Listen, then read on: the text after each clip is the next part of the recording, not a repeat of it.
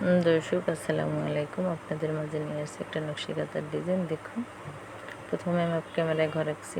এখন আমি একটা কাগজের সাহায্যে গোল শেপড করে রাখছি।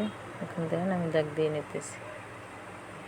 একদম সহজ খাতার ডিজাইনটি যদি আপনাদের ভালো লাগে তাহলে লাইক, কমেন্ট, শেয়ার করবেন। পাশে থাকা বেল আইকনটি সাবস্ক্রাইব করবেন। পরবর্তী ভিডিওর জন্য অপেক্ষা করবেন। আপনারা যদি লাইক কমেন্ট করেন আমরা ভিডিও করতে আগ্রহী হই।